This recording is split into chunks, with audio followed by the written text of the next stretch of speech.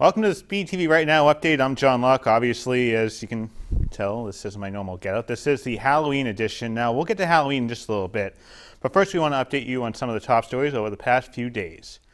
Friday at the Academy building was an emotional day as Thomas Levy was sworn in as the newest Bridgewater Fire Chief, a position which was held by his father, Clarence Levy. I do believe each one of us have a defined purpose in life. And on my first day over 7 months ago, on March 21st, as retired Chief Rogers started a new job, and I, the fire chief. 1 year to the day after laying my father to rest at Pine Hill Cemetery, Chief Brother Levy and I began assuming the radio call sign, Car 30, as a tribute to the greatest, most caring and loyal husband, father, grandfather, and friend to so many, that if I could only be half the man he was,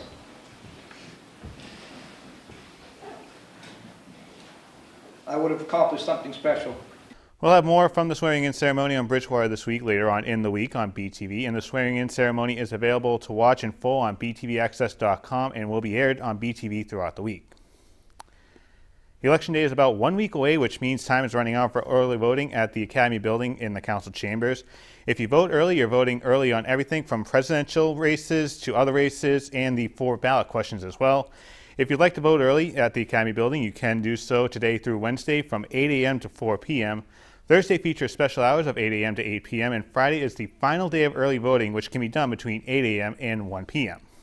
Now, this election has featured a lot of negative campaigning between both presidential candidates.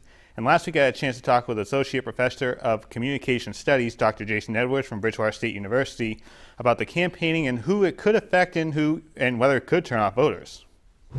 In your eyes, does the American public maybe get turned off by all this negative campaigning, and do they want to get more to the issues about what they're actually voting on in November? Well, I do think that there is a fundamental difference in how we characterize different kinds of negative campaigning. I think in terms of character issues, this has perhaps been some of those vitriolic negative campaigning. Negative campaigning is nothing new. I mean, we've had negative campaigning for decades, really since the American public started with presidential elections, back in 1796, 1800.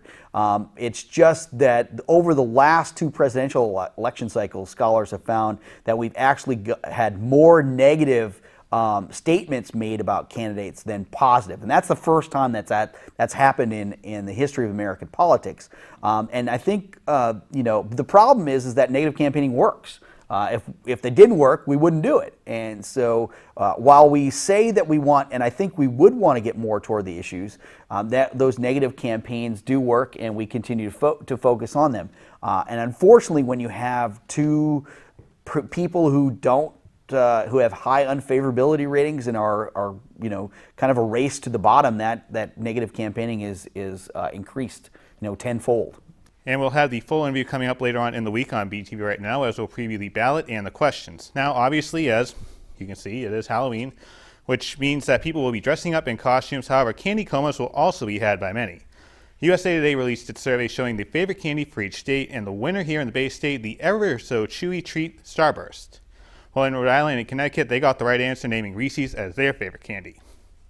Now, of course, Halloween can't happen without the costumes, and according to the National Retail Federation, the top 3 costumes among kids are an animal, a princess, and a superhero. Pretty vague choices. And when it comes to people ages 18 to 34, a Batman character takes the crown, while a witch and an animal round out that top 3. And for people 35 and over, a witch is the #1 choice for a costume, while a pirate and political figure round out that top 3. If you do go out tonight and show off your costumes, or you have a scary house, well, we want to see it. And you can email your photos to a4n@btvaccess.com or jluck@btvaccess.com. And Jeff, I'm glad to see that I got the memo to actually dress up for Halloween. Unfortunately, you didn't, so, thanks for helping out here. But if you are going trick-or-treating tonight, what can the kids expect as they get their candy?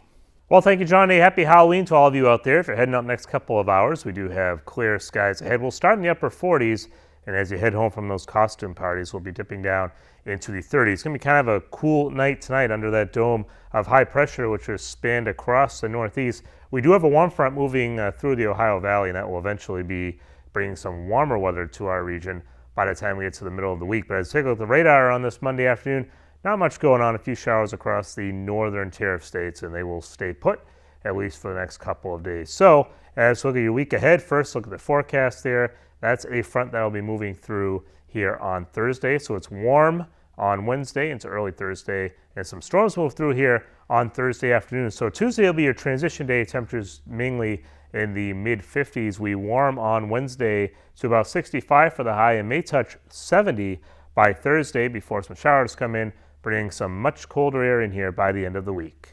Thanks, Jeff. The BR Trojans' chase for the championship began in Natick against the Red Hawks, and after laying a proverbial egg against St. John's Prep, BR came out fired up. Cohen, the man in motion.